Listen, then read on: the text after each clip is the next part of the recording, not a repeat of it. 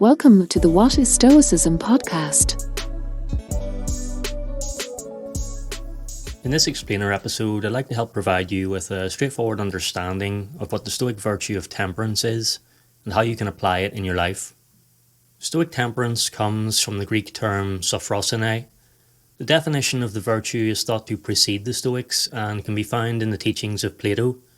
Plato's definition of the virtue of temperance is as follows, quote, "Moderation of the soul concerning the desires and pleasures that normally occur in it, harmony and good discipline in the soul in respect of normal pleasures and pains, concord of the soul in respect of ruling and being ruled, normal personal independence, good discipline in the soul, rational agreement within the soul about what is admirable and contemptible, the state by which its possessor chooses and is cautious about what he should."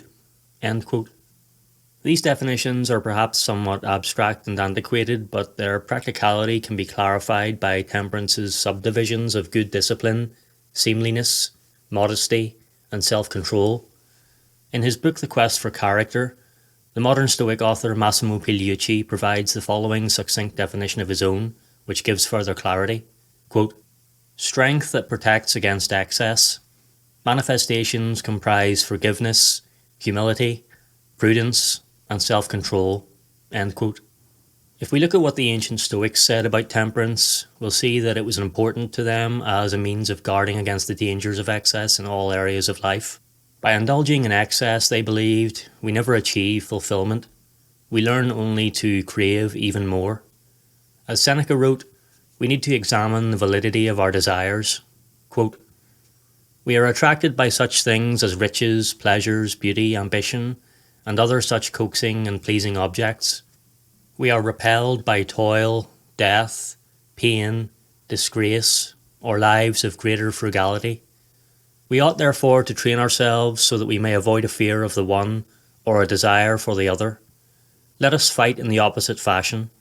Let us retreat from the objects that allure, and rouse ourselves to meet the objects that attack." End quote. Elsewhere, Seneca is explicit on the detrimental impact of doing or consuming anything too much. Quote, "Demonstrate that what men call pleasures are punishments as soon as they have exceeded due bounds." End quote. The Stoic teacher Epictetus offered guidance on setting our limits, suggesting that how much we possess should be determined by our limited bodily needs. Quote, "Everyone's body is the measure of his property, just as a foot is the measure of a shoe. If you abide by this rule, you'll preserve due measure, but if you transgress it, you're bound to end up walking off a cliff, so to speak. It's the same as with a shoe. If you go beyond the requirements of the foot, you get a gilded shoe, and then one dyed purple, and then an embroidered one. Once you go beyond the measure, there's no end to it." End quote. Epictetus' own teacher, Musonius Rufus, held a similar view in relation to food, that there's no need to go beyond what we require to be healthy and strong. Quote, "To sum up the question of food, I maintain that its purpose should be to produce health and strength, that one should for that purpose eat only that which requires no great outlay, and finally that at table one should have regard for a fitting decorum and moderation, and most of all should be superior to the common vices of filth and greedy haste." End quote. When thinking about how we can practice Stoic temperance, at face value, it can be perhaps the least appealing of the four Stoic virtues. While the positive short and long-term impacts of wisdom, justice and courage can readily be imagined, it isn't always obvious what good can come from practicing moderation. Moderating one's desires and impulses, however, especially when it comes to the pursuit of pleasure, is considered essential in leading a virtuous life, as it allows the aspiring Stoic to act in accordance with reason and avoid the pitfalls of excess and indulgence. When we're able to resist the temptation to indulge in excess, we demonstrate our ability to prioritise our long-term goals over short-term pleasures. For example, a person who is able to resist the temptation to eat junk food and maintain a healthy diet is demonstrating self-control and discipline. This in turn helps that person reduce the likelihood of negative consequences. When we give in to our desires, we may feel fleeting pleasure, but later experience things like physical discomfort, emotional distress, and financial strain. For instance, someone who indulges in excessive eating or drinking may end up with health problems or financial difficulties as a result. Temperance also helps us maintain balance and harmony in our lives. When we're able to regulate our impulses, we're less likely to be consumed by any one thing or activity.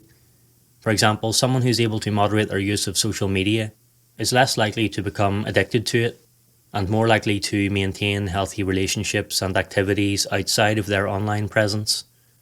Additionally, when we constantly indulge in excess, we can become desensitized to the pleasures and privileges that we have. However, by moderating our indulgences, we're more likely to appreciate the things we have and take pleasure in simple things.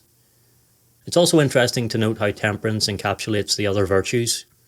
Temperance is courage, because it's brave to go against common convention and do what is right for yourself and others.